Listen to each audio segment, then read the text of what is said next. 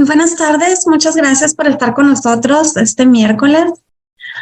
Hoy vamos a tener con nosotros el seminario de escatología con la psicóloga católica María Estela Hernández Paredes. Ella tuvo un inconveniente y nos mandó la charla grabada, entonces después de hacer la oración inicial, empezaremos con la grabación. Entonces empezamos con la oración. En el nombre del Padre, del Hijo y del Espíritu Santo. Amén. Te pedimos, Señor, que selles y protejas con el poder de la sangre de Jesucristo nuestro Señor, mi consciente, inconsciente, subconsciente. Sella, Señor, mi razón, todo lo que tengo, todo lo que puedo, todo lo que sé, todo lo que amo. Protégeme, Señor, con el poder de la sangre de Jesucristo nuestro Señor. Sella, Señor, mi pasado, mi presente, mi futuro. Sella, Señor, mis planes, proyectos, sueños, ilusiones, viajes y enfermedades. Sella, Señor, mi persona, mi familia, mis posesiones y mi árbol genealógico. Escóndeme, Señor, en la llaga de la mano derecha de nuestro Señor Jesucristo. Escóndeme, Señor, en la llaga de la mano izquierda de nuestro Señor Jesucristo. Escóndeme, Señor, en la llaga del pie derecho de nuestro Señor Jesucristo. Escóndeme, Señor, en la llaga del pie izquierdo de nuestro Señor Jesucristo. Escóndeme, Señor, en el costado herido de Jesús.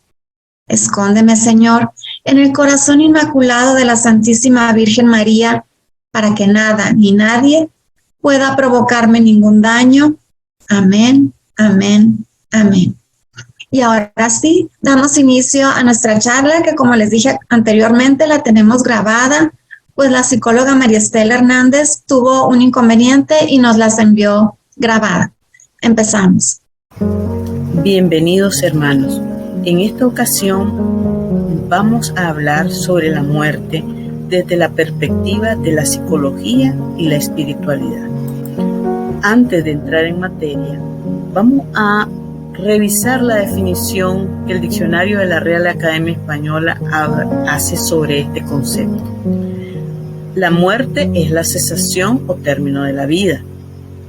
En el pensamiento tradicional es la separación del cuerpo y el alma.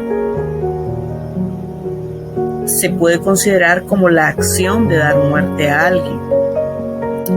Es la destrucción, aniquilamiento, ruina, la muerte de un imperio. Y finalmente puede ser entendida como la figura del esqueleto humano, a menudo provisto de una guadaña como símbolo de la muerte.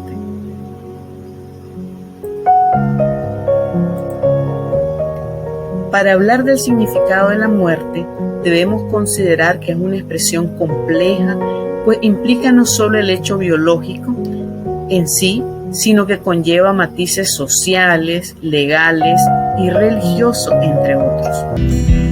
Si bien aún hoy, en el siglo XXI, hablar de la muerte se puede percibir como el tema que infunde el temor más pavoroso en el ser humano, generando una serie de conflictos emocionales. La muerte es un hecho biológico, pero también incluye, como lo mencionábamos hace un momento, aspectos sociales, culturales, históricos, religiosos, legales, psicológicos, del desarrollo, médicos y éticos, todos los cuales suelen estar estrechamente relacionados. Aunque la muerte y la pérdida son experiencias universales, tienen un contexto cultural e histórico. Las actitudes culturales y religiosas hacia la muerte y los moribundos influyen en la forma en que los individuos se enfrentan con su propia muerte. La muerte puede significar una cosa para un anciano en Latinoamérica, imbuido de las enseñanzas católicas de aceptación de lo inevitable, y tener un significado distinto para un joven inmigrante en Estados Unidos de tercera generación, de origen latinoamericano también, pero que ha crecido con la creencia de que uno dirige su propio destino. La muerte hace algún tiempo solía ocurrir temprano y con frecuencia en la vida de una familia y una comunidad, y era una compañera constante en el hogar. Hoy, en la mayoría de los países, la gente vive más tiempo, por lo que la muerte sucede con menos frecuencia y es menos notoria. Todos hablan de la muerte, pero nadie quiere vivirla, presenciarla o sentirla. Con esto me refiero a la propia muerte o a la muerte de otro, en donde es bien sabido que preferimos ignorarla, rechazarla con todas nuestras fuerzas y finalmente le asignamos el nombre de la gran enemiga de la vida, porque de hecho nadie quiere hablar ni de la propia muerte ni de la muerte de un familiar o amigo cercano. Preguntémonos por un momento, ¿existe la muerte?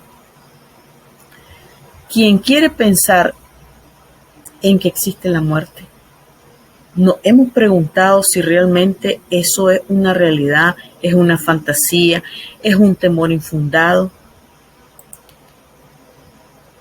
El temor es una actitud de respeto, y el temor que surge ante el pensamiento o sensación de muerte se traduce en amor y estima hacia la vida, o al menos en la mayoría de los casos. Cuando lo que llegamos a sentir es miedo, la hace más difícil, pues el miedo es como un fallecimiento anticipado que en ocasiones realmente llega a causar la muerte. Me refiero a que a veces es mayor el miedo a lo que puede suceder que a lo que realmente va a suceder. Cuando empleamos la primera persona del verbo morir, resulta desagradable para cualquier individuo. A su vez, el empleo de la primera persona en futuro es insoportable, ya que la muerte asusta más que cualquier situación conflictiva que pudiese presentarse en la vida, y es algo que seguramente todos y cada uno de nosotros vamos a pasar. La mayoría de las personas preferimos pensar en secreto que todos se van a morir menos uno.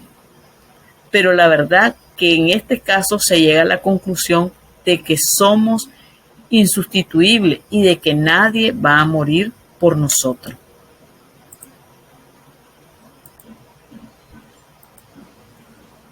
Todos y cada uno de nosotros debemos prepararnos para la muerte, aunque les parezca extraño. La muerte es un fenómeno natural que, si analizamos, está presente desde nuestro nacimiento, puesto que a medida que crecemos se va deteriorando nuestro cuerpo y algunas de sus funciones en nuestro organismo hasta que llegamos a envejecer, aunque cabe aclarar que a veces nuestra muerte o la muerte llega antes de que finalice el deterioro, como en el caso de las personas que mueren muy jóvenes, los niños, los recién nacidos. Su cuerpo no tiene ningún deterioro, pero sin embargo mueren. El miedo nos impide afrontar la muerte, de manera que cuando esto pasa, no tenemos ni la más remota idea de lo que nos espera, y por eso nos aterrorizamos. Todos tememos a lo desconocido. El temor a la muerte ha ido incrementando en nuestra época porque nos hemos ido desincronizando de los ritmos de la naturaleza, de los ciclos naturales que afectan a todo lo existente. Vivimos en una época que nos consideramos eternos, omnipotentes, omnipresentes, que nunca nos va a pasar nada. Entonces, cuando nos enfrentamos con la muerte de de una persona cercana, de un amigo, de un conocido, nos aterroriza, porque nos damos cuenta que no es cierto todo eso que nos hemos imaginado sobre nosotros y sobre la vida.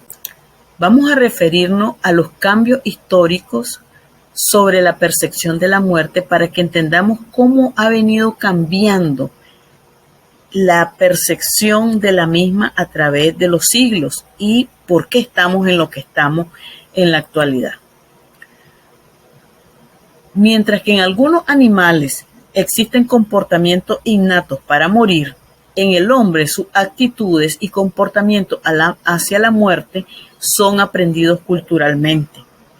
Dichas costumbres han variado de un tiempo a otro. A veces la muerte es vista como un hecho natural e inevitable, otras como un enemigo que hay que conquistar.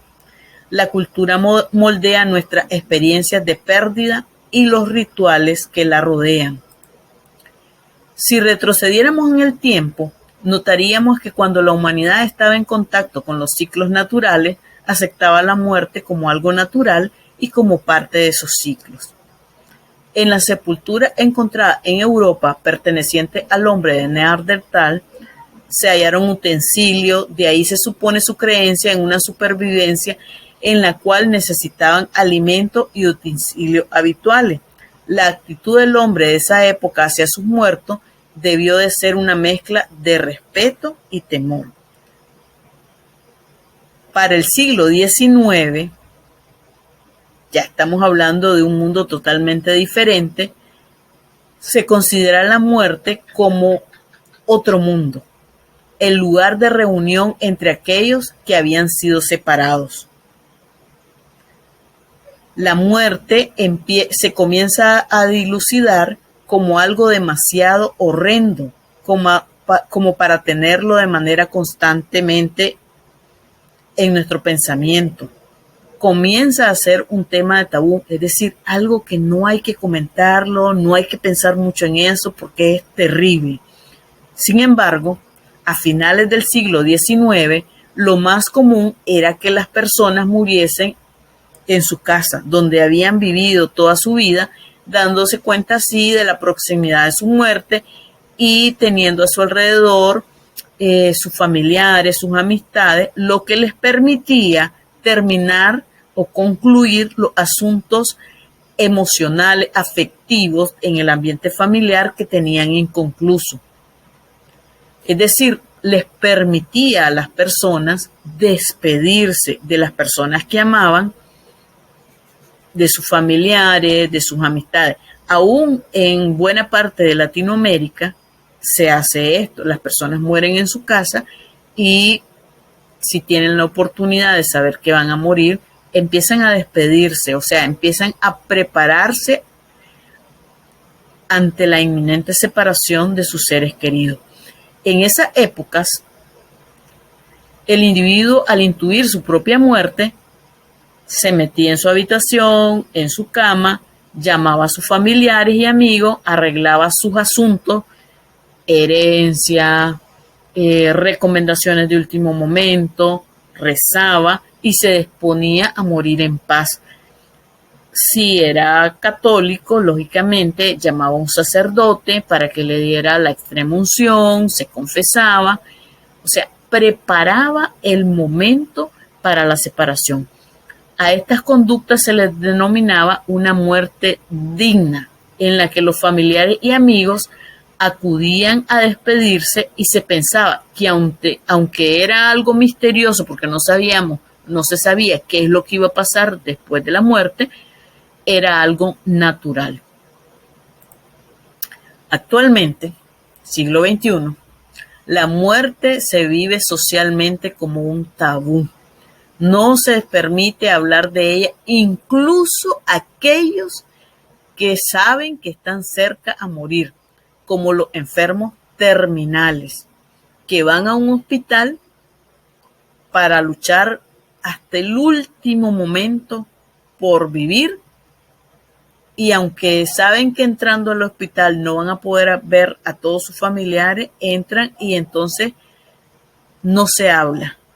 Llevan los familiares a la persona que está gravemente enferma, pero no se despiden de ella, aunque la lleven al hospital y aunque sepan que está gravísimo y que no hay esperanzas de vida.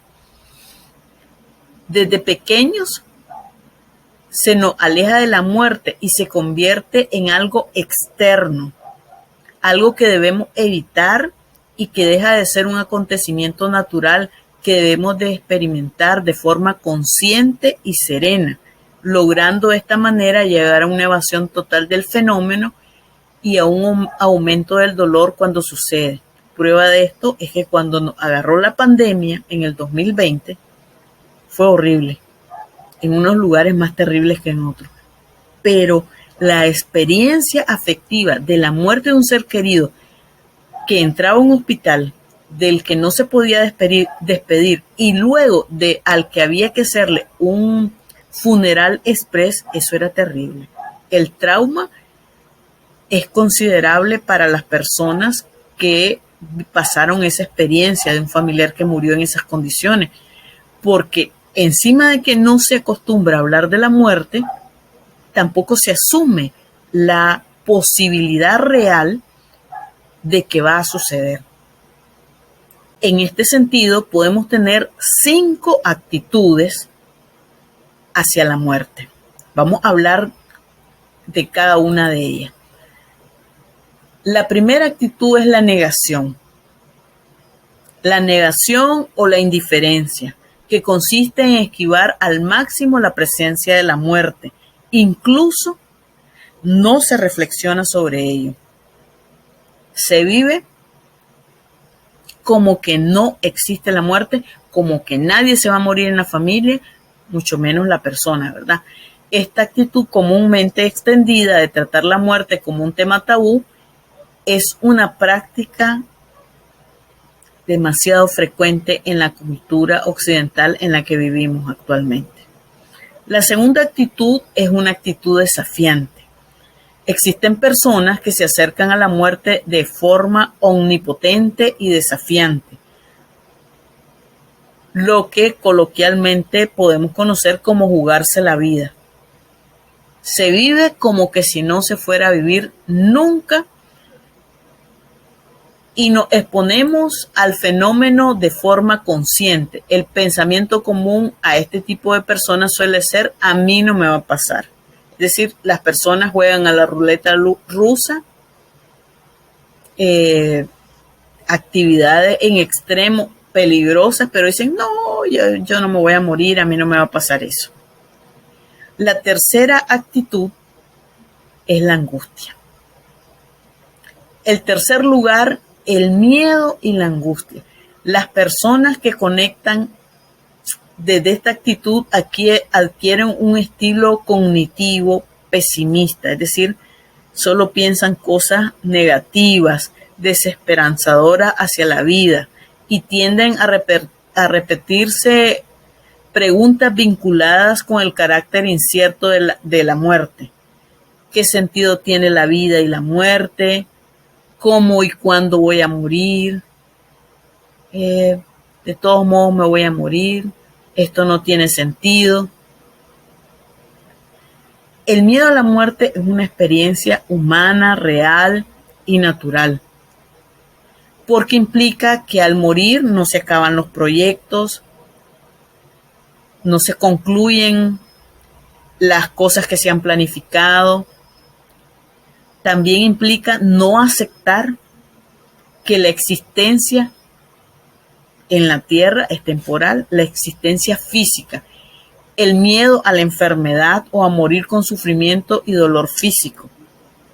También es cierto, fíjense bien, que la muerte da miedo, porque no responde a ninguna de las preguntas que se plantean. ¿Qué hay después? ¿Existe vida más allá de la muerte? O sea, la muerte en sí misma no nos da esa respuesta. La cuarta actitud es la liberación. Un cuarto acercamiento a la muerte sería de un punto de vista de liberación o de alivio. Liberar el cuerpo y la mente de una existencia dolorosa, dependiente o rutinaria en el horizonte, que algunas personas anhelan conseguir. En este sentido, suelen generarse controversias de opinión sobre la eutanasia, el aborto o el suicidio. Y aquí hago una pequeña referencia que a veces para nosotros es muy difícil entender por qué alguien quiere morir. Pero cuando se tiene un sufrimiento muy grande, desde el punto de vista, fíjense bien que estoy haciendo la puntualización desde el punto de vista exclusivamente humano, sin Dios, se asume que morir puede ser una liberación de todos los dolores y todas las tristezas. Claro, esto denota un problema, un trastorno psicológico de base, un gran sufrimiento. Pero la persona que no tiene a Dios no tiene cómo explicarlo ni cómo solventarlo, no tiene ningún alivio. Solo piensa que la muerte es una alternativa para terminar el sufrimiento. Pero también podemos entender la muerte como una liberación en el caso de cuando tenemos un familiar que sabemos que está sufriendo muchísimo, que tiene dolores intensos, que la medicina actual no ofrece ninguna alternativa para paliar, o sea, para disminuir esos dolores, y que aunque nos duele muchísimo cuando muere, sabemos que está descansando y que ya no siente dolor. Esa es otra actitud. Y finalmente podemos tener una actitud de aceptación. Quizás el acercamiento o la actitud más sana es del realismo y la aceptación. La actitud resignada y realista posee un carácter pragmático que acepta la muerte como una realidad radical y auténtica. O sea, va a pasar. No sabemos ni el día ni la hora, pero va a pasar. En este sentido, ser consciente del carácter finito del ser humano, no desde un punto de vista trágico, nos educa a valorar la vida. La muerte, en este sentido, nos educa como principal agente de cambio de nuestras vidas. Para poder hablar en serio de la muerte, hace falta aprender a morir. Preguntemos, ¿a cuántas personas conocemos que han cambiado de estilo de vida cuando han tenido cerca una experiencia de muerte, cuando han sufrido un accidente trágico, cuando ha muerto alguien muy cercano a ellos, cuando han sobrevivido a un desastre climático? Preguntémonos, ¿por qué esperamos la muerte o la cercanía de la muerte para darnos cuenta de las cosas importantes de la vida? Es decir, nos preparamos para todo menos para lo más importante. Empezamos a valorar la familia cuando la muerte de los seres queridos irrumpe en la trayectoria vital de la familia. Sigámonos preguntando, ¿por qué no aprendemos a entender estos procesos? ¿Por qué no ponemos la voluntad de aceptar la muerte? ¿Y por qué seguimos negando y esquivando la realidad de la muerte? ¿Qué es lo que estamos esperando? Estas preguntas son necesarias hacerlas. ¿Da miedo lo desconocido? Sí. Pero que da miedo o que no hablemos de ello no quiere decir que no suceda. En este sentido, podemos hablar de la muerte como una crisis personal, familiar y social. La toma de conciencia de la muerte puede ser considerada una crisis en la vida de las personas, pudiendo ser no la muerte, sino la representación anticipada de la muerte lo que inspire terror. La fatalidad de la muerte se hace más evidente si se concibe como una característica intrínseca al propio ser vivo desde su origen. ¿Han oído ustedes la expresión nacimos para morir? Lo único seguro que tenemos al nacer es que vamos a morir. La angustia que genera la muerte se debe a que muy pocas personas alcanzan el fin normal de su existencia tras el cumplimiento de su ciclo completo y fisiológico con una vejez normal, que desemboca en la pérdida del instinto de vida y la aparición del instinto de muerte natural. El psicólogo Erik Erikson plantea un esquema vital en el que solo puede existir una resolución positiva si se han resuelto satisfactoriamente los conflictos propios de las fases precedentes del desarrollo adulto. Es decir, plantea un esquema vital en el cual la resolución positiva del tener que enfrentarse a una muerte inevitable incluye un sentimiento de plenitud, de paz, de integridad, en lugar de sentimientos de fracaso, horror y desesperación. Sin embargo, definir la muerte resulta mucho más difícil de lo que uno se imagina, ya que implica diversos ámbitos, como lo decíamos al inicio: biológico, médico, legal, social, religioso, los cuales al final se ven entrelazados. Entonces, no es lo mismo una persona que se enfrenta a la muerte, que la acepta y que ha vivido plenamente una vida, a otra persona que siente que desperdició su vida, que perdió el tiempo. Son situaciones muy diferentes y que generan niveles de ansiedad y de angustia totalmente distintos.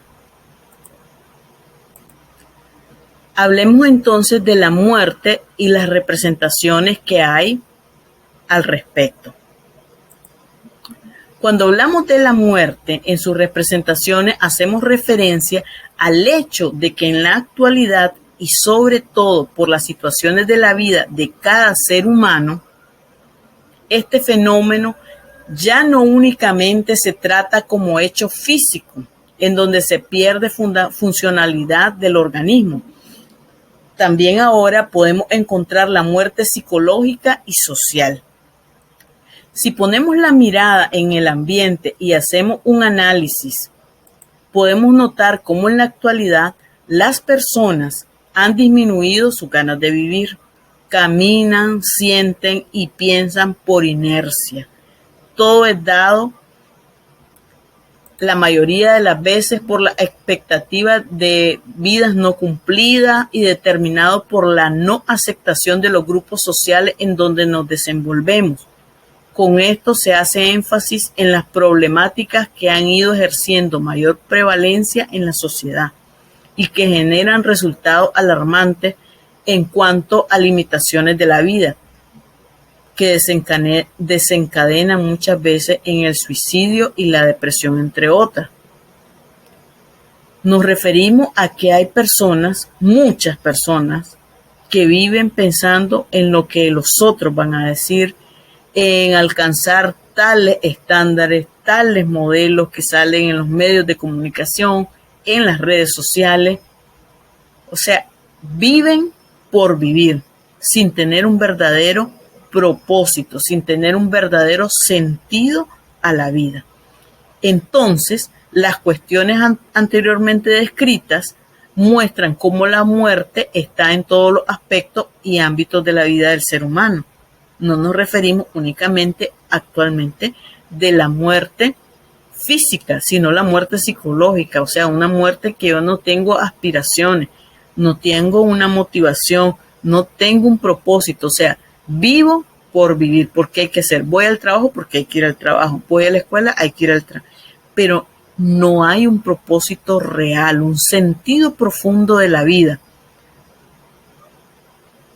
¿Qué es lo que cambia?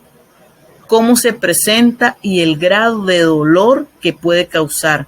De aquí que es necesario conocer cómo se determinan los procesos de duelo y cómo se vive para llegar a lograr la aceptación total y cerrar ciclos que en determinados momentos de la vida nos permiten avanzar. No podemos hablar de muerte sin entender que hay algunos determinantes que hacen que el dicho que ya hemos escuchado se cumpla: está muerto en vida. Vamos a ver rápidamente las etapas del duelo para entender cómo se vivencia la cercanía de la muerte y la muerte en sí de un familiar o de una persona muy cercana a nosotros. Cuando una persona pierde algo que le era propio, se produce una reacción de malestar que consta de varios síntomas de índole racional y afectivo. o ambas al mismo tiempo. Es lo que se define como duelo. Duelo es la pérdida de algo que es muy importante para nosotros, para cada uno. El duelo ocurre tras cualquier clase de pérdida, aunque suele ser más intenso tras el fallecimiento de algún ser querido. Es decir, el duelo no solo se produce por la muerte de alguien, también se puede producir por la separación de una pareja, por el cambio de lugar de residencia, por la pérdida de un trabajo, por cosas que son importantes para uno. No es un sentimiento único, sino más bien es una sucesión de sentimientos que precisan de cierto tiempo para ser superados. El duelo se refiere al conjunto de procesos psicológicos y psicosociales que se ponen en marcha ante cualquier tipo de pérdida que reviste importancia para un individuo. Cuando decimos aspectos psicológicos nos referimos a aspectos individuales de la persona, de cómo se siente con ella misma, y psicosociales nos referimos a aquellos elementos que tienen que ver con la manera en que percibimos el mundo y con la forma en que nos relacionamos con los otros, con nuestro ambiente. En este sentido, estas respuestas transcurren generalmente como una reacción adaptativa normal.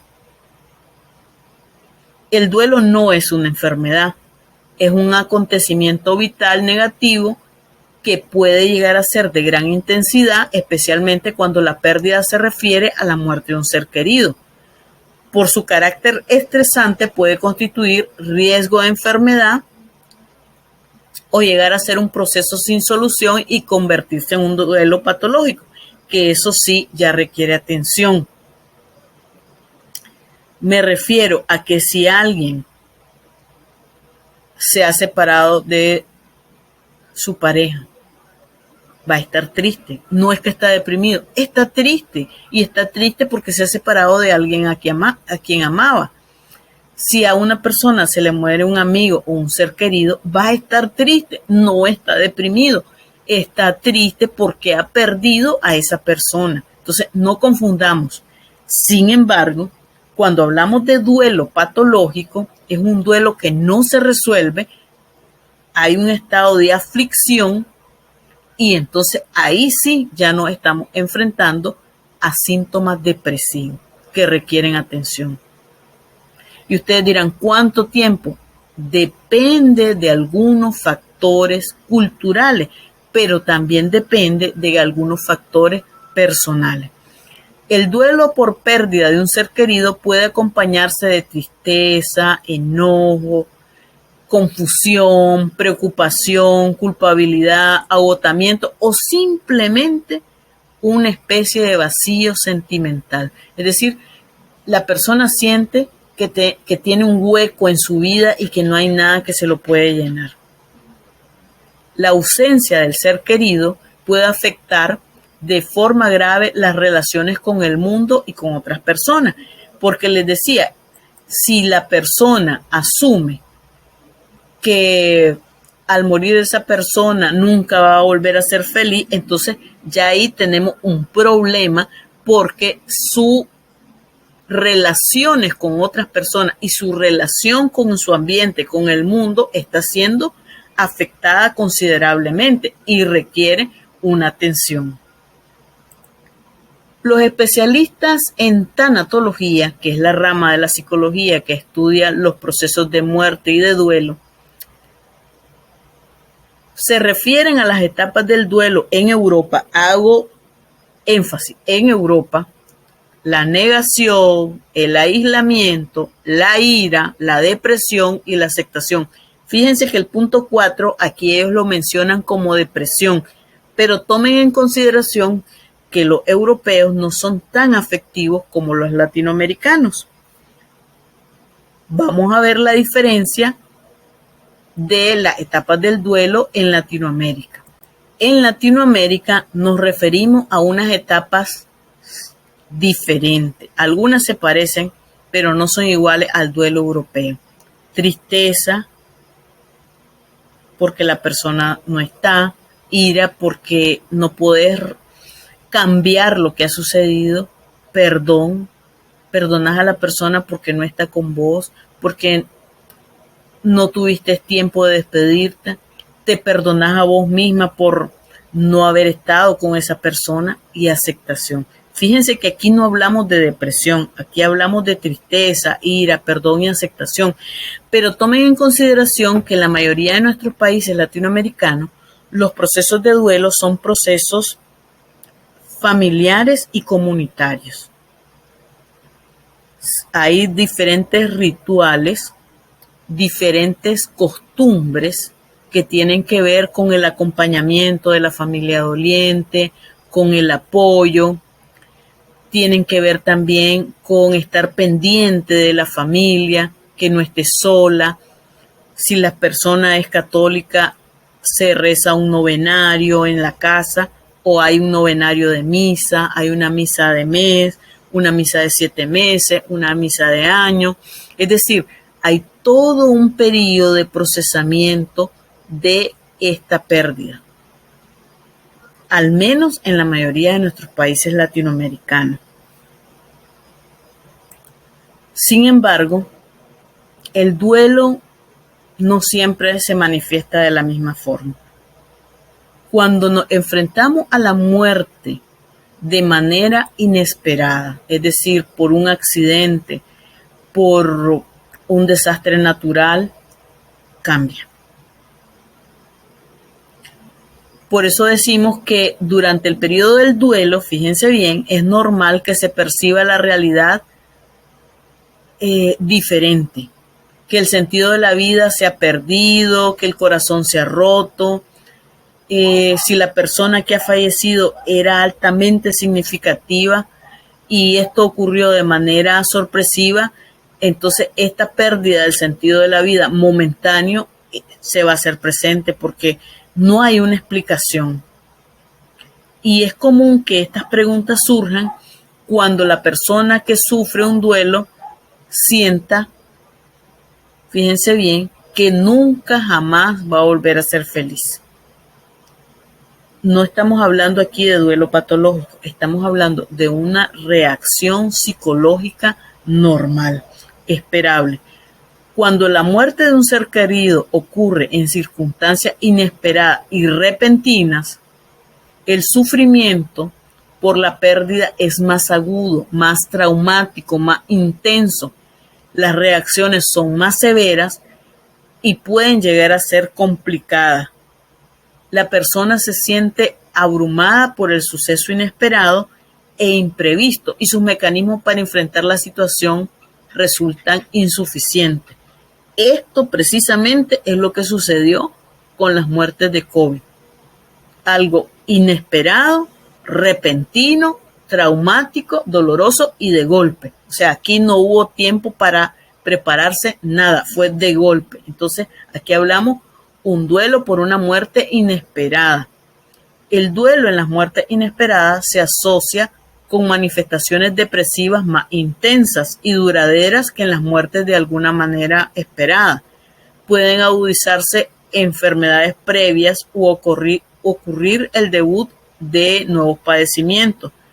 Por ejemplo, alguien que no sabía que padecía de la presión, de repente ante una muerte inesperada, se le sube la presión y ya empieza a seguir un tratamiento porque el padecimiento se instala. Igual con la diabetes puede suceder, porque algo que no se sabía, hay un trauma así de intenso y aparece. O, fíjense bien, o una persona tiene un padecimiento físico o psicológico y con esta muerte inesperada se agudiza.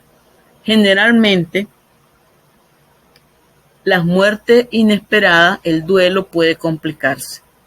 No siempre, pero en una buena parte de los casos va a requerir la atención, la ayuda de un especialista, porque el dolor sobrepasa lo esperado. De hecho, no esperaba ese dolor, entonces es algo que desborda a la persona. Fíjense bien, el doliente, es decir, el que queda vivo, observa o presenta más bien conductas de riesgo para la salud. Puede empezar a consumir alguna sustancia, ya sea cigarrillos, licor o alguna droga ilícita o drogas lícitas. Hablemoslo claro. Hay gente que después de estos eventos empieza a consumir medicamentos para el sueño porque padece de mucho insomnio y empieza y cuando ve ya está adicto a las pastillas para dormir. Que empezaron primero con la justificación de que se sentía solo, que se sentía muy triste, que el dolor era muy grande y por eso no podía dormir y queda enganchado a una adicción. Este tipo de muerte usualmente, como les decía, causa un trauma grandísimo, doloroso, acompañado por la incapacidad de creer que esto ha sucedido.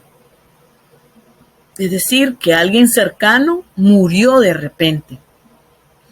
Este estado de choque sobrecarga las capacidades de reaccionar. El superviviente se siente insensible y aturdido. Es decir, puede pasar que no sepa qué día es, si es de mañana, si es de tarde, si es de noche, si hay que comer, si hay que bañarse.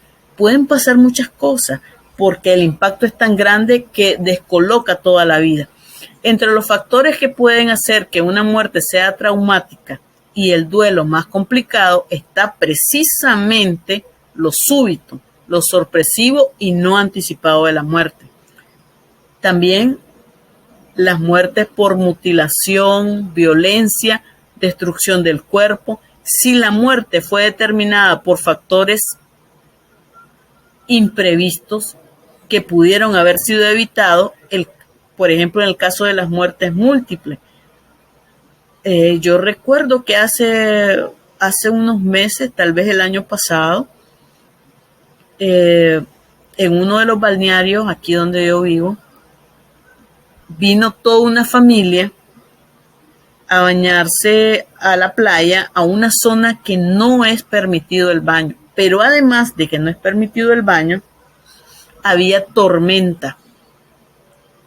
Murieron, solo 2 sobrevivieron de toda la familia. Entonces ahí te queda la duda, ¿pudieron o no haber evitado la tragedia? No lo sabemos. Pero son situaciones que te dejan esa sensación de impacto, de cómo es posible toda una familia y solo hayan quedado vivas algunas que no entraron a la playa en ese momento, de ahí toditos los que entraron muertos. Cuando la muerte ocurre en accidentes, ya sea de índole natural como un huracán, un derrumbe, un terremoto, o causadas por fallas humanas como este que les estoy comentando, como accidentes de aéreos, automovilísticos, marítimos, producen el doliente una serie de reacciones que pueden complicar el proceso de duelo por lo inesperado y traumático del suceso. En muchos casos, la muerte accidental y a veces la desfiguración del cuerpo hace que el doliente no quiera ver el cuerpo. Sin embargo, el no ver el cuerpo, como el no asistir al funeral, limita iniciar el proceso de duelo.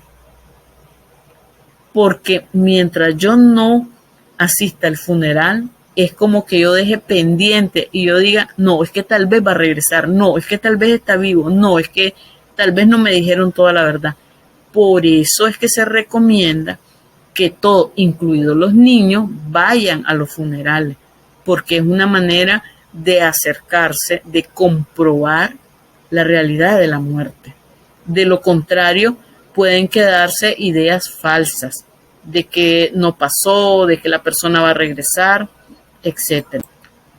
Probablemente una de las muertes más difíciles de enfrentar es el suicidio. El duelo por suicidio es una cosa realmente difícil, y que en la mayoría de los casos requiere una atención especializada. El suicidio es la expresión de la muerte de una vida rota. Es la manifestación de una voluntad expresada de acabar con la propia vida y por tanto es juzgado por la colectividad que comparte una serie de valores y creencias. Con frecuencia, estos actos de juzgar al actor y la familia de procedencia son de tipo estigmatizante, situación que hace todavía más difícil el duelo para la familia. En virtud de estos elementos, la familia recibe menos apoyo.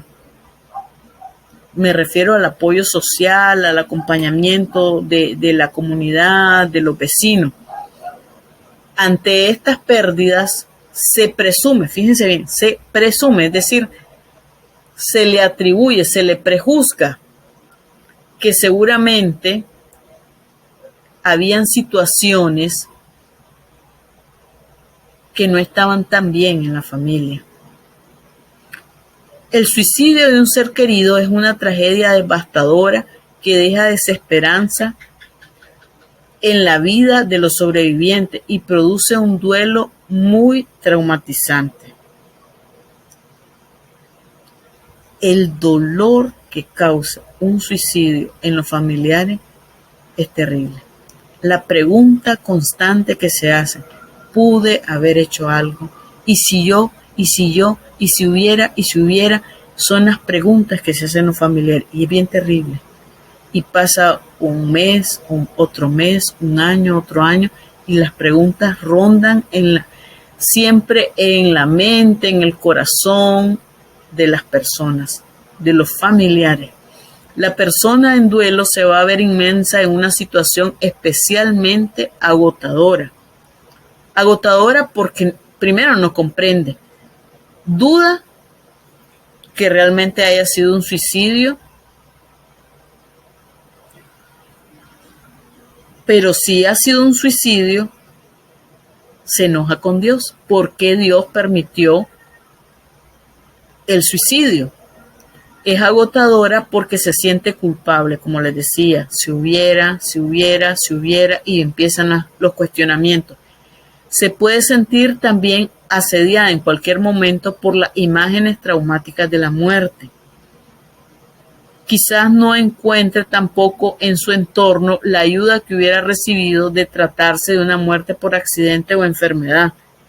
Además, este tipo de muertes inesperadas no permite realizar un cierre en la relación, es decir, despedirse, resolver algún asunto pendiente, etc. Sobre todo si la persona le deja un mensaje en el celular o le hace una última llamada y la persona que la recibe no se da cuenta que es su despedida. Esto es terrible y bien traumático. En estos casos, una de las primeras reacciones suele ser negar la muerte de la persona. Que digan, no es cierto, no ha pasado. La gente parece querer convencerse a sí misma que negándolo tienen el derecho a negar y a decir que no ha pasado y que la muerte de su ser querido no ha sucedido. Luego se intenta buscar la razón de la muerte. Se oyen comentarios: qué fue lo que pasó, cómo murió. En este punto, cuando se están haciendo estas preguntas, es importante para reconocer la pérdida y que sea menos difícil saber que no hay una respuesta concreta, porque no hay a quien preguntarle.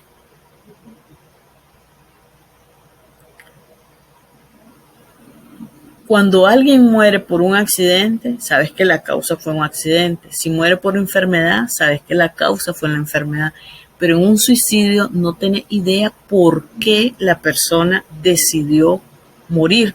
Sabes si las autoridades, medicina legal, el médico forense dice cuál fue la causa de muerte, pero esa es la causa de muerte física, pero no lo que motivó a tomar esa decisión. Hay mucha confusión y no hay respuesta. Existe una urgente necesidad de encontrar una justificación racional, una causa aceptable. El doliente reconstruye obsesivamente los eventos y el escenario buscando entender esa muerte y obtener control sobre ella. He tenido pacientes que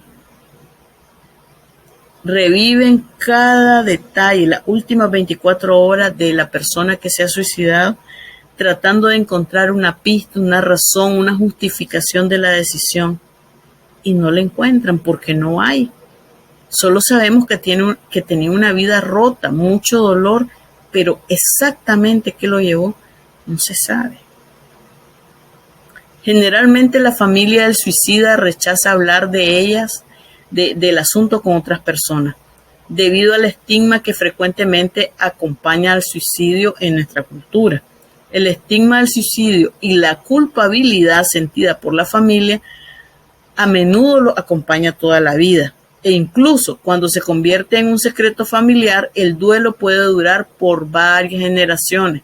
Si ha habido un suicida en la familia, yo recuerdo una familia que hasta la 4ª generación hablaron sobre el suicidio de un antepasado, porque nadie quería hablar, consideraba que era vergonzoso, y la verdad es que nadie sabía que esa persona se había suicidado. Y el no hablar no permitió que al menos 3 generaciones enteras procesaran el duelo.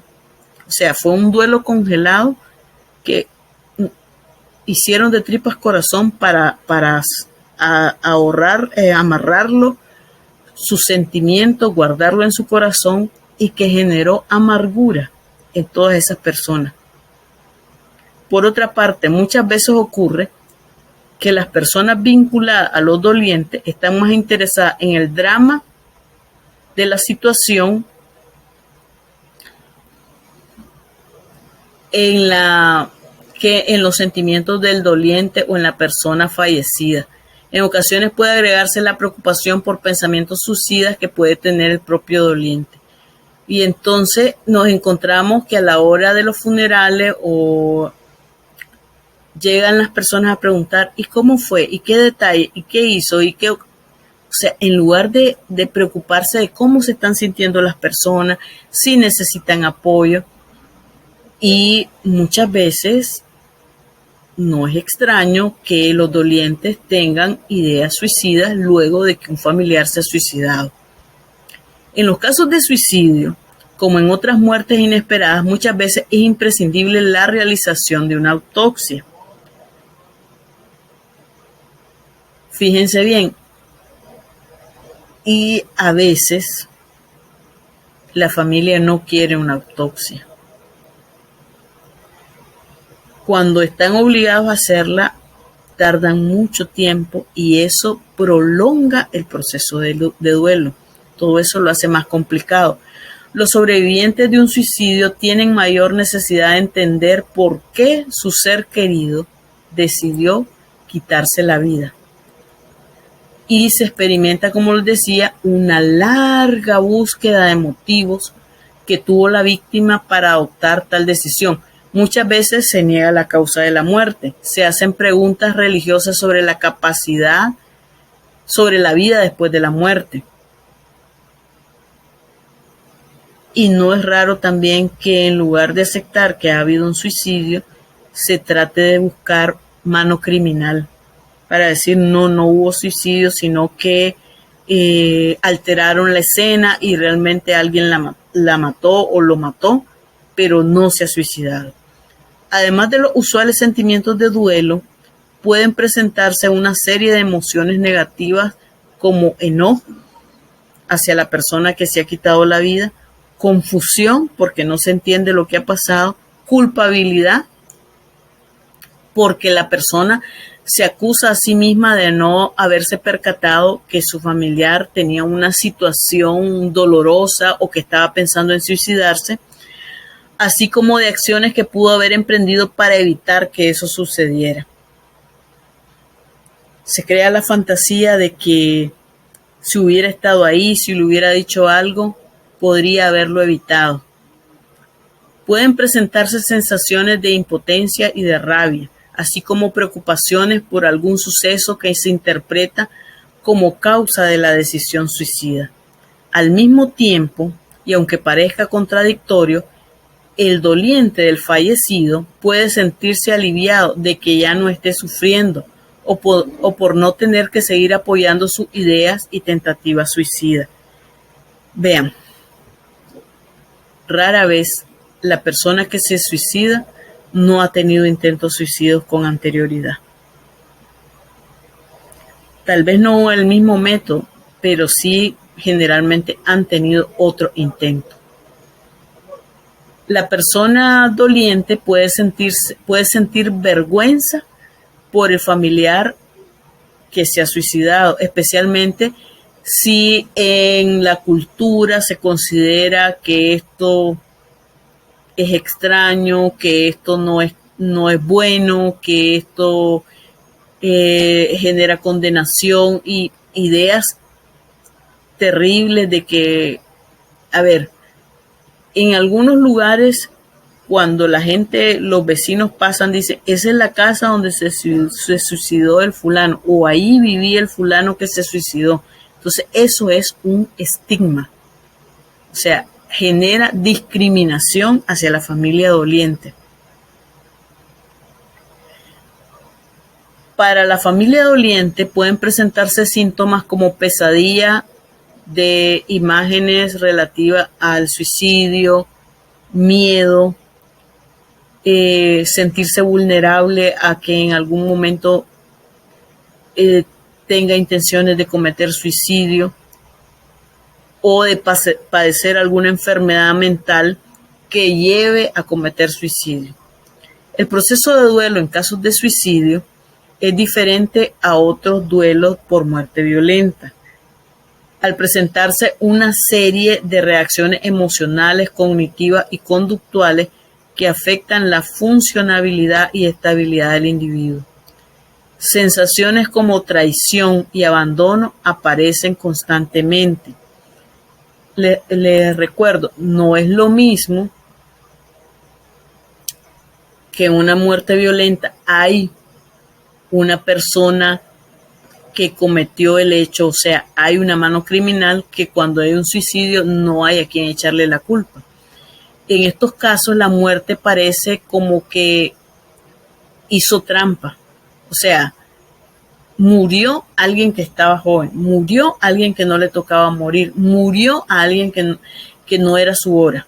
Se trata de una muerte para la cual uno generalmente no se ha preparado y en la que el propio fallecido es el autor. No hay otro culpable, no hay otro responsable, solo el fallecido.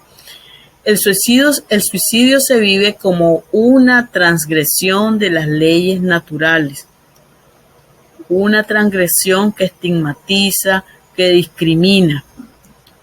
El duelo que sigue a un suicidio se diferencia de otros duelos por el contenido, como la intensidad del impacto y las reacciones en el plano individual, familiar y social.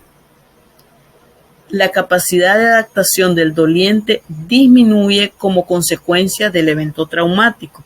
Este hace que aparezcan múltiples factores estresantes y aparecen síntomas agudos de duelo y un choque emocional que perdura por más tiempo. Fíjense bien, además del dolor, se siente enojo, se siente vergüenza, no quieren salir a la calle, no quieren que nadie les pregunte cómo murió o por qué murió el familiar.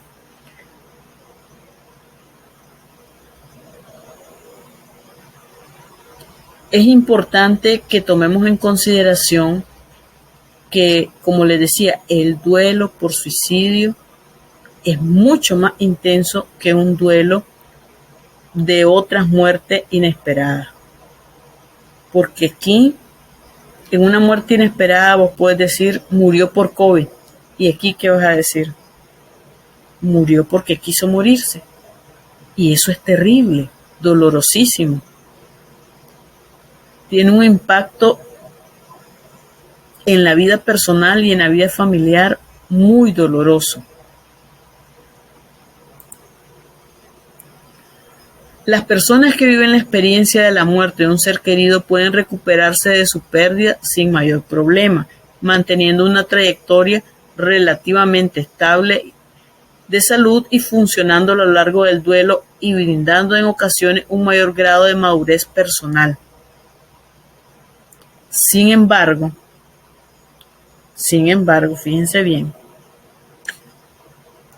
cuando la muerte es abrupta, como en el caso del suicidio, el significado tiene otro valor. En el ámbito social, les decía, hay discriminación, hay estigmatización de la familia.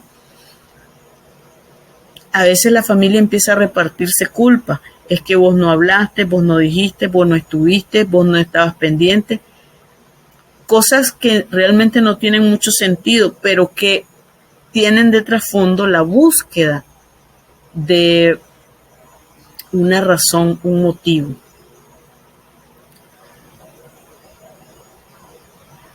Y fíjense bien, el enojo a veces se da contra el vecindario,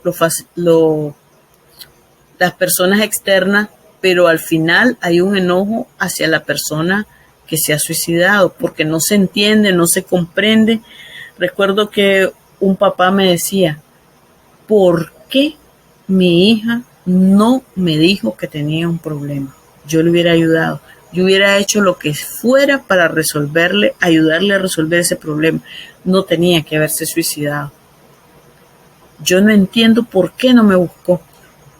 Porque queremos una explicación racional, pero es que resulta que el suicidio no es racional. No funciona con la lógica de la vida diaria, funciona desde la lógica de una vida rota.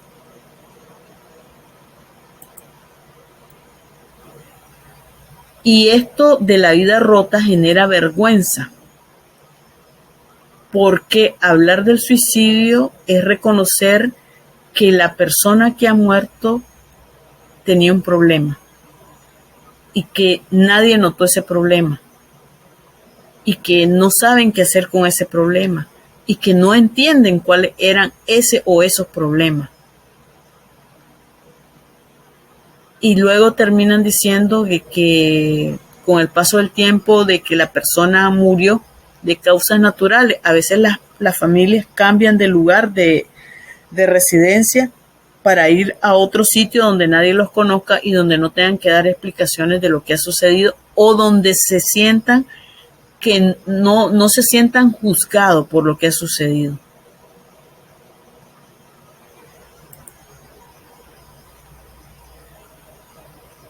Realmente la situación del suicidio es muy complicada y se complica aún más el suicidio cuando hablamos del suicidio de padres y el duelo lo tienen que vivir los niños.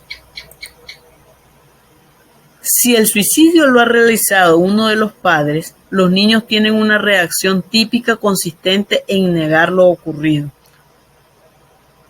Pueden mostrarse muy enojados o que lloran con frecuencia. Pueden tener cambios bruscos del estado de ánimo, estar muy alegres, luego muy tristes, querer comer mucho, no querer comer nada, o sea, hacer cambios muy bruscos. Querer dormir mucho o no poder dormir. Y pueden llegar a tener intenciones suicidas. Pueden presentar alteraciones perceptivas como escuchar voces dentro de la cabeza o decir que ven el fantasma de su mamá o del papá fallecido. También pueden tener pensamientos de decir que ellos hicieron algo malo o se portaron mal y que por eso el papá o la mamá se suicidó. En ese caso, la familia debe estar ahí para hablar con la verdad de lo que ha sucedido, con un lenguaje claro y sencillo y comprensible. Fíjense que no hablar claro provoca en los niños confusiones y en el fondo puede llegarles a crear esa idea, aunque no se lo digan a nadie, de que ellos fueron los culpables de la muerte, del suicidio de su papá o de su mamá. En ocasiones, en el caso de los hijos adolescentes, explicar la muerte por suicidio como el síntoma o como la expresión de una enfermedad mental grave puede disminuir el riesgo de la imitación, ya que la enfermedad mental es rechazada por la mayoría de las personas. Es difícil decir que hay un momento adecuado para hablar al niño sobre el suicidio. Lo cierto es que el mejor momento es cuando ha sucedido la muerte. Antes de que otros niños le comenten en el colegio o antes que algún familiar o que algún vecino haga algún comentario. Es mejor decírselos en la familia. El concepto de la muerte y su proceso en el niño se relacionan con la edad. En general, los niños comprenden mejor un asesinato que un suicidio, porque conocen y están familiarizados con las situaciones agresivas y los sentimientos agresivos. Si el padre sobrevive, optar por mantener el secreto, al niño, o cambiar la realidad de los hechos, genera muchos problemas. Recuerdo un paciente que su mamá se suicidó cuando él era muy pequeñito y pasaron algunos años en el que solo le decían que su mamá había muerto. Cuando, ya siendo adolescente, le dijeron cómo murió su mamá, eso fue terrible.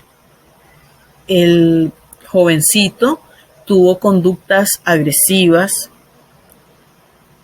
no aceptaba la autoridad de nadie, pero además provocó un aplanamiento de sus emociones, es decir, todas sus emociones y sentimientos las enllavó como en un cofrecito dentro de sí mismo, porque sentía que lo habían engañado, que lo habían defraudado, que le habían hablado de una mamá que no existía, que era otra.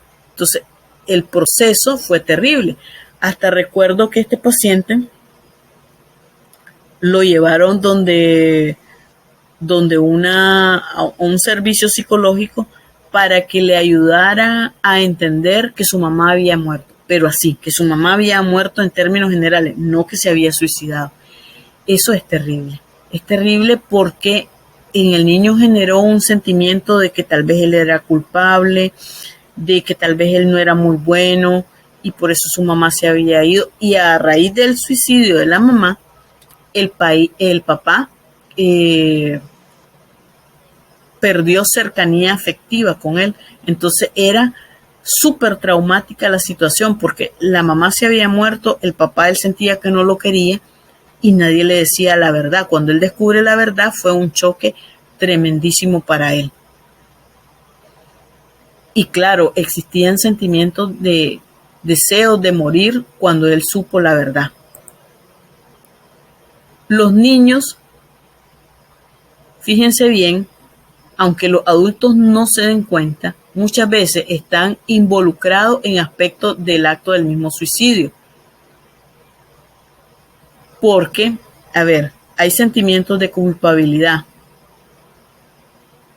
hay confusión, sentimientos de abandono, y si no se le explica bien las cosas, esto se agrava. El sentimiento de culpabilidad en los niños se puede concentrar también en el propio acto de suicidio y es matizado por cuestionamientos de la siguiente forma: ¿cómo pudo morirse? ¿Por qué decidió matarse? Yo recuerdo que este paciente me preguntaba, ¿y mi mamá no pensó en que me iba a dejar a mí solito cuando se murió? Cuando decidió morirse, no pensó en mí, no me quería, no pensó que me iba a quedar solito, no pensó que me iba a pasar, que me iba a hacer falta a ella. Son cuestionamientos que se hacen. Las implicaciones del suicidio paterno y sus graves consecuencias a largo plazo sobre la estructura psíquica del niño exigen vigilancia, atención y abordaje multidimensional. Esto es muy, muy importante. No se puede dar una explicación simple de algo complejo. No se puede querer, como decimos aquí, tapar el sol con un dedo. Hay que decir claramente las cosas de manera sencilla, sin dar detalles. No se trata de darle una clase de formas de suicidio. No. Se trata de asegurarse que el niño no se sienta culpable por lo que ha sucedido. Nos toca hablar en este momento de la muerte, pero esta vez desde la perspectiva espiritual. Y partimos de la afirmación que hacemos en el credo. Creo en la resurrección de la carne. Es nuestra profesión de fe. Creemos firmemente, y así lo esperamos, que del mismo modo que Cristo ha resucitado verdaderamente entre los muertos y que vive para siempre, igualmente los justos después de su muerte vivirán para siempre con Cristo resucitado y que Él los resucitará el último día. Como la suya, como la muerte, la resurrección de Jesús, nuestra resurrección será obra de la Santísima Trinidad. Nosotros creemos en eso. Si el espíritu de aquel que resucitó a Jesús de entre los muertos habita en vosotros, aquel que resucitó a Jesús de entre los muertos dará también la vida a vuestros cuerpos mortales por el espíritu que habita en vosotros. Toda esta sección está basada en el catecismo de nuestra iglesia, en el catecismo de la Iglesia Católica. Por eso nosotros afirmamos, el término carne designa al hombre en su condición de debilidad y de mortalidad. La resurrección de la carne significa que después de la muerte no habrá solamente la vida del alma inmortal, sino que también nuestros cuerpos mortales volverán a la vida. Y aún más contundente San Pablo. ¿Cómo andan diciendo algunos entre vosotros que no hay resurrección de los muertos? Si no hay resurrección de muertos, tampoco Cristo resucitó.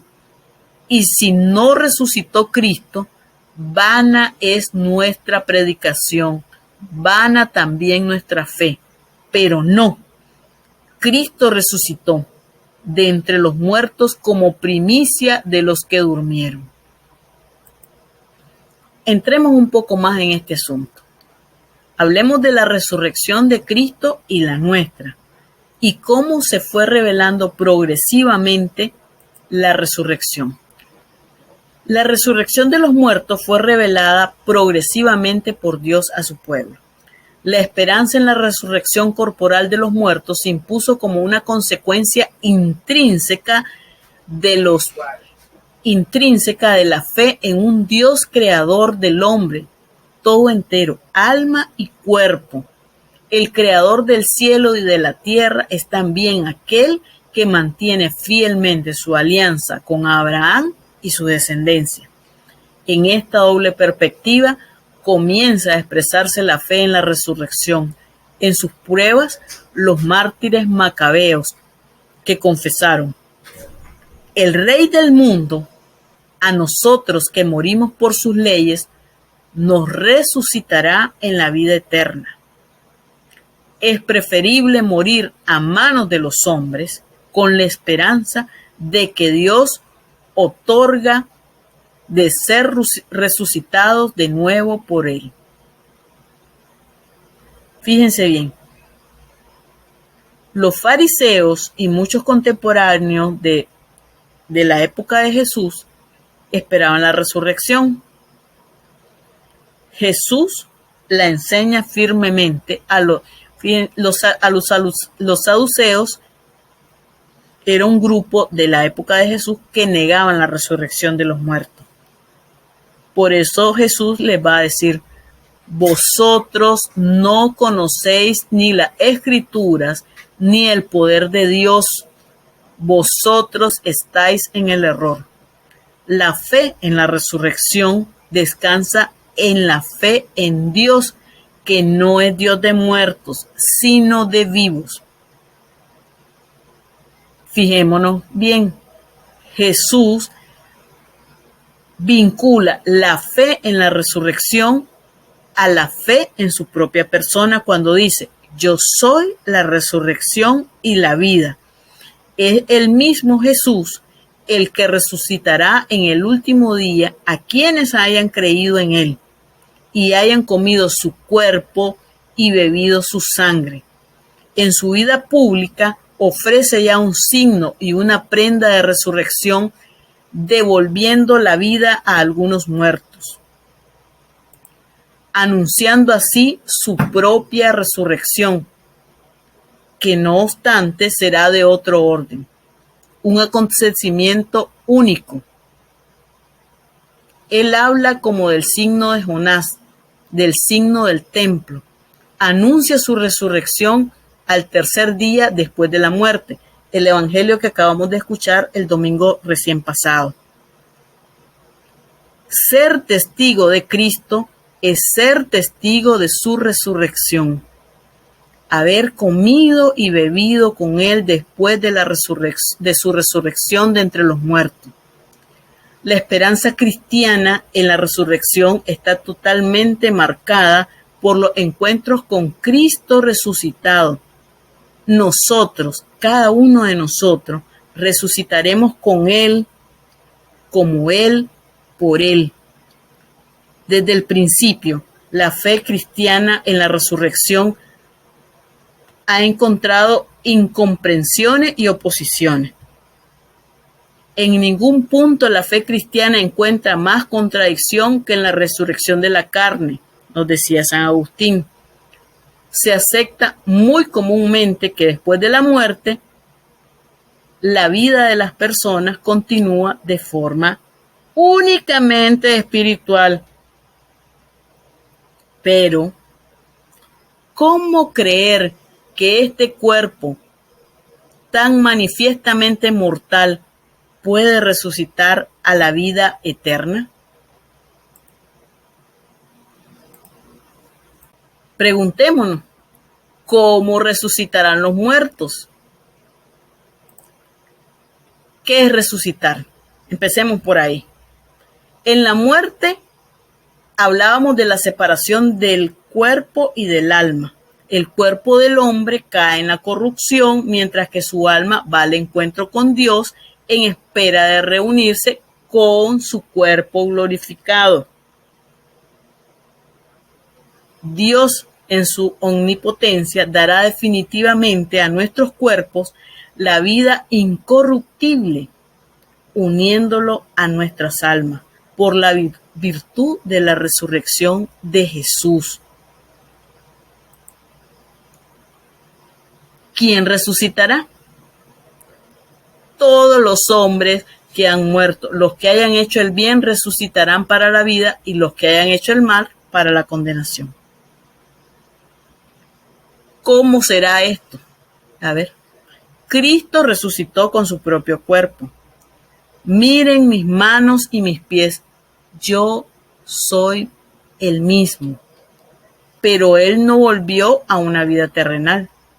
Del mismo modo, en Él todos resucitarán con su propio cuerpo, del que ahora están revestidos.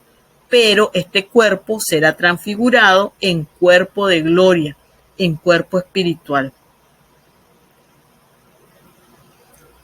Vamos más allá. Pero dirá alguno, Insiste, ¿cómo resucitarán los muertos? ¿Con qué cuerpos van a volver a la vida? Necio, lo que tú siembras no revive sino muere. Y lo que tú siembras no es el cuerpo que va a brotar, sino un simple grano. Se siembra corrupción, resucita incorrupción. Los muertos resucitarán incorruptibles. En efecto, es necesario que este ser corruptible se revista de incorruptibilidad y que este ser mortal se revista de inmortalidad. Cuando nos hacemos la pregunta ¿cómo ocurrirá la resurrección?, sobrepasa nuestra imaginación y nuestro entendimiento. No es accesible, no solo lo podemos entender en la fe. Nada más, en la fe. En la fe en Jesús resucitado. Pero no perdamos de vista nuestra participación en cada Eucaristía nos da un anticipo de la transfiguración de nuestro cuerpo por Cristo. Así como el pan que viene de la tierra después de haber recibido la invocación de Dios ya no es pan ordinario, sino Eucaristía, constituida por dos cosas, una terrena y otra celestial, así nuestros cuerpos que participan en la Eucaristía ya no son corruptibles, ya que tienen la esperanza de la resurrección. Eso lo dice San Irineo. ¿Cuándo se dará esta resurrección? Sin duda, en el último día, como nos dicen los evangelios, al fin del mundo. En efecto, la resurrección de los muertos está íntimamente asociada a la parucía de Cristo, a la segunda venida de Jesús. El Señor mismo, a la orden dada por la voz de un arcángel y por la trompeta de Dios, bajará del cielo, y los que murieron en Cristo resucitarán en primer lugar. Eso lo encontramos en la primera de Tesalonicenses 4:16. En este sentido nos referimos a estar o esperar estar resucitados en Cristo. Si es verdad que Cristo nos resucitará en el último día, también lo es, en cierto modo, que nosotros ya hemos resucitado en Cristo. Esto nos lo dice el número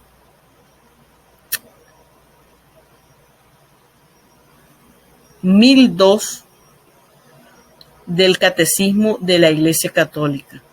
En efecto, gracias al Espíritu Santo, la vida cristiana en la tierra es desde ahora una participación en la muerte y en la resurrección de Cristo. Sepultados con Él en el bautismo, con Él también habéis resucitado por la fe en la acción de Dios que le resucitó de entre los muertos. Así pues, si habéis resucitado con Cristo, buscad las cosas de arriba, donde está Cristo sentado a la diestra del Padre. Colosenses 2:12 y 3:1. Unidos en Cristo por el bautismo, los creyentes participan ya realmente en la vida celestial de Cristo resucitado. Pero esta vida permanece escondida con Cristo en Dios. Con Él nos ha resucitado y hecho sentar en los cielos. Con Él nos ha resucitado y hecho sentar en los cielos con Cristo Jesús. Efesios 2:6. Alimentados en la Eucaristía con su cuerpo, nosotros pertenecemos ya al cuerpo de Cristo.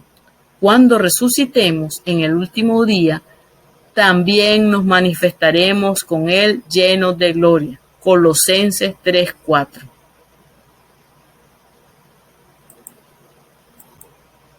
Si hablamos de resurrección, inevitablemente tenemos que hablar de morir en Cristo.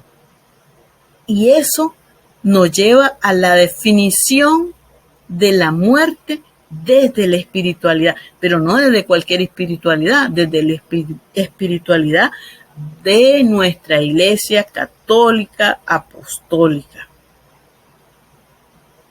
Hay otra gente que habla de espiritualidades que son espiritualidades sin Dios. No, aquí nos referimos a estar en comunión con Dios, con el Dios uno y trino.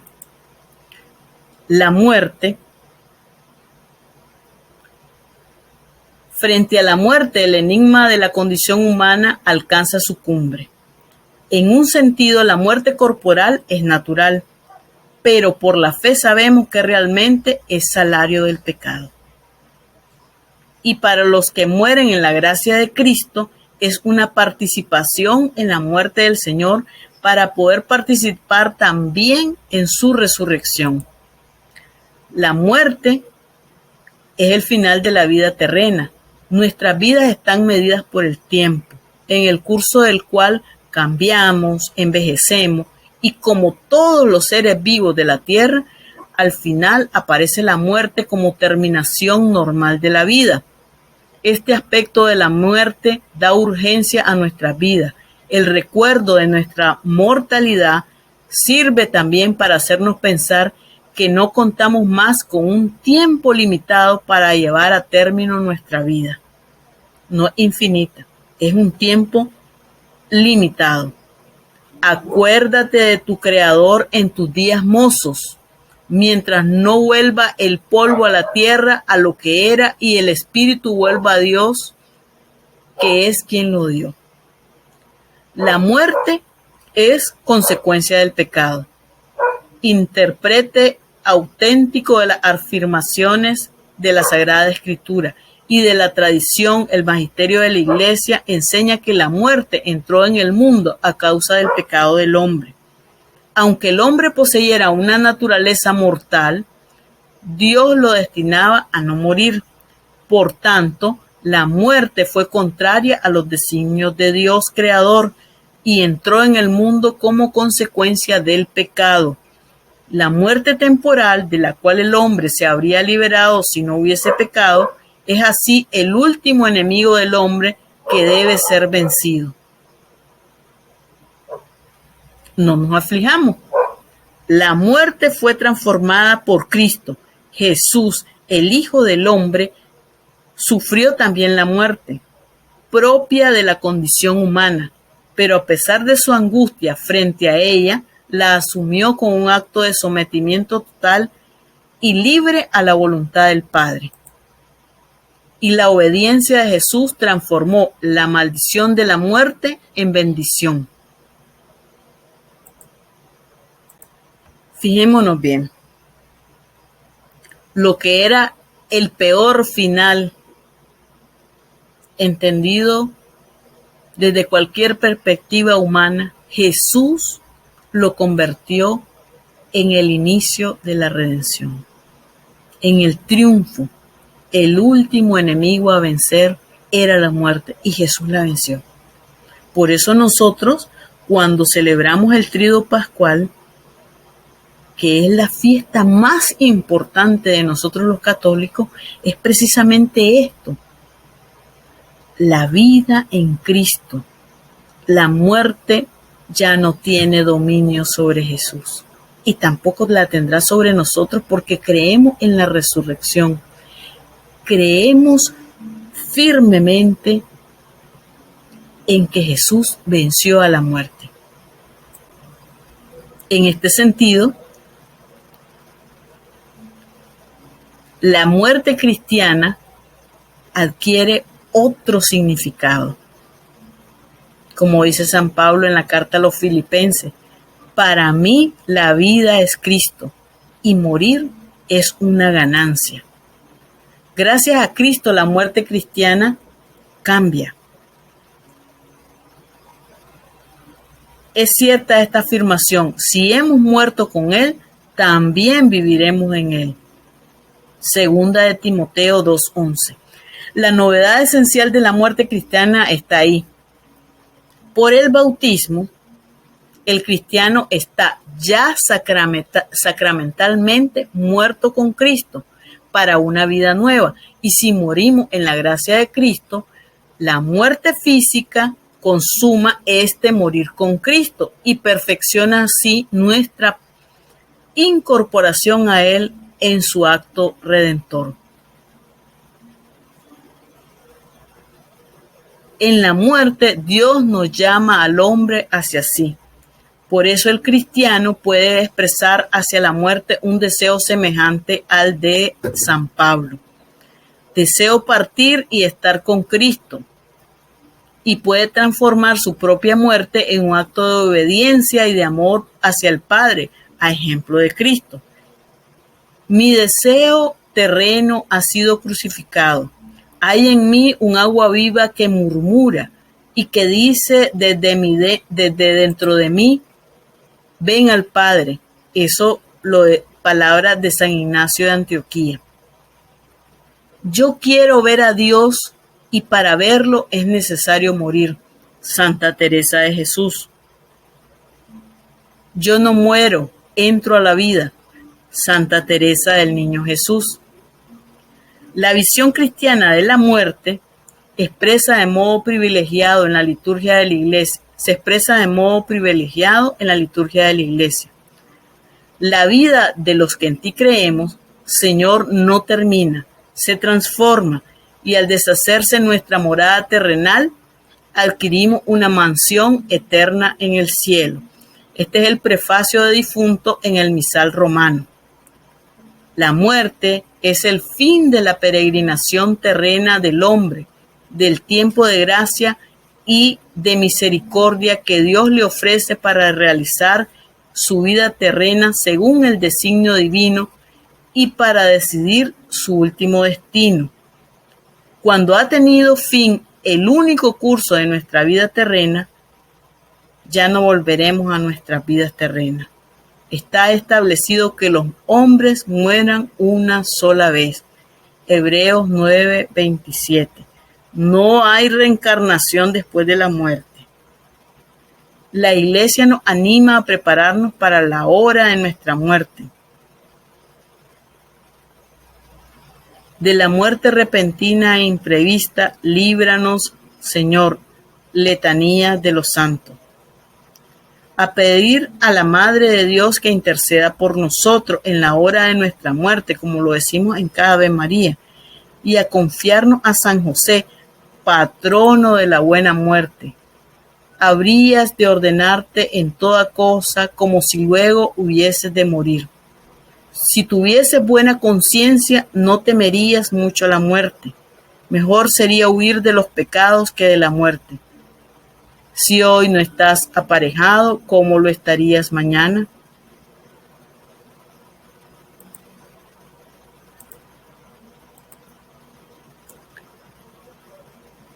Y por la hermana muerte, loado mi Señor. Ningún viviente escapa de su persecución. Ay, si en pecado grave sorprende al pecador. Dichosos los que cumplen la voluntad de Dios. Cántico de San Francisco. Por la muerte el alma se separa del cuerpo, pero en la resurrección Dios devolverá la vida incorruptible a nuestro cuerpo transformado, reuniéndolo con nuestra alma. Así como Cristo ha resucitado y vive para siempre, todos nosotros resucitaremos en el último día.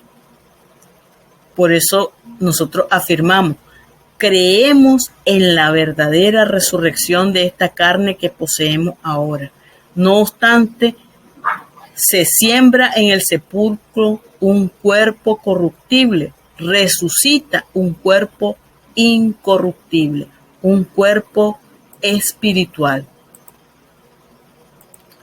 Nos dice el Papa Francisco, en este horizonte se comprende la invitación de Jesús a estar siempre preparados, vigilantes, sabiendo que la vida en este mundo se nos ha dado también para preparar la otra vida, la vida con el Padre Celestial. Y por ello existe una vida segura, prepararse bien a la muerte estando cerca de Jesús. Esta es la seguridad. Yo me preparo a la muerte estando cerca de Jesús. ¿Cómo se está cerca de Jesús? con la oración, los sacramentos y también con la práctica de caridad. Recordemos que Él está presente en los más débiles y necesitados. Él mismo se identificó con ellos en la famosa parábola del juicio final cuando dice: tuve hambre y me disteis de comer, tuve sed y me disteis de beber, fui forastero y me hospedasteis, estuve desnudo y me vestisteis, enfermo y me visitasteis, en la cárcel y vinisteis a verme. Cada vez que le hicisteis con uno de estos mis hermanos más pequeños, conmigo lo hiciste. Por lo tanto, una vía segura es recuperar el sentido de la caridad cristiana y de la participación fraterna, hacernos cargo de las llagas corporales y espirituales de nuestro prójimo. La solidaridad al compartir el dolor e infundir esperanza es prólogo y condición para recibir en herencia el reino preparado para nosotros. Quien practica la misericordia no teme la muerte. Pensad bien en esto. Quien practica la misericordia no teme la muerte. ¿Estáis de acuerdo? Lo de sí es importante recordarlo. ¿Por qué no teme la muerte? Porque la mira a la cara en las heridas de los hermanos y la supera con el amor de Jesucristo.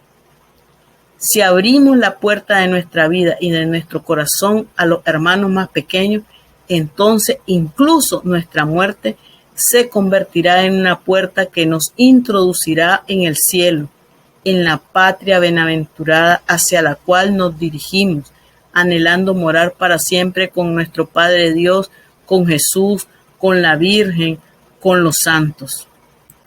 Concluyo esta reflexión con un pensamiento de Madre Alberta Jiménez de Mallorca, fundadora de las Religiosas de la Pureza de María.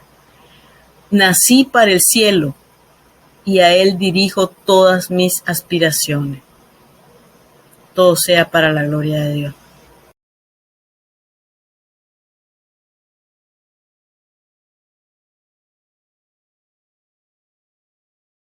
Bueno, pues muchísimas gracias por habernos acompañado. Una plática muy interesante y muy enriquecedora, pues se nos explicó muy bien lo que es la muerte. Bueno, antes de pasar a hacer nuestra oración de protección final, si tienen alguna pregunta y no alcanzan a escribirla en el chat, la pueden mandar al correo electrónico apostoladoparasanación@gmail.com y con mucho gusto se la haremos llegar a la psicóloga Maristela Hernández y ella nos enviará su respuesta.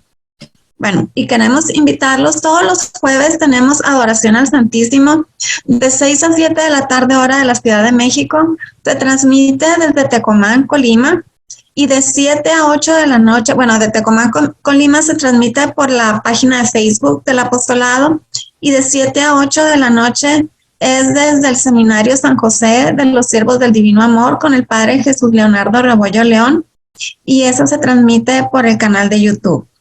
El domingo tendremos la paraliturgia de sanación de las 6 puertas y el próximo miércoles no tendremos charla porque aquí en Estados Unidos se celebra el jueves próximo el Día de Gracias, entonces el próximo miércoles no tendremos charla.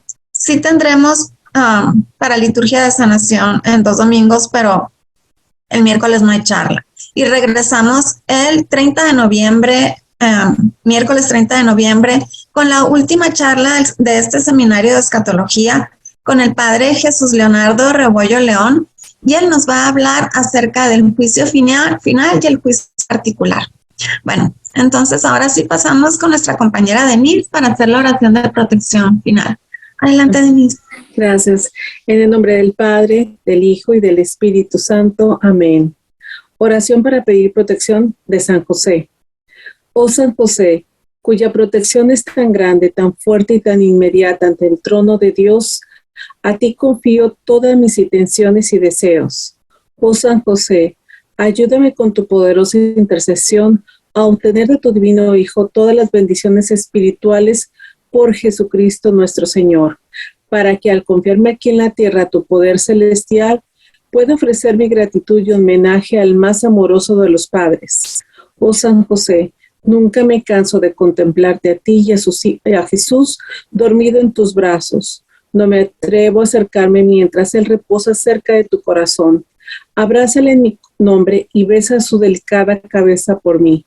Y pídele que me devuelva ese beso cuando exhale mi último aliento. San José, patrón de las almas que parten, ruega por nosotros. Amén. En el nombre del Padre, del Hijo y del Espíritu Santo. Amén. No, pues muchísimas gracias, Denise. Muchas gracias a todos y que tengan una muy bendecida tarde. Buenas noches ya para ustedes. Bendiciones.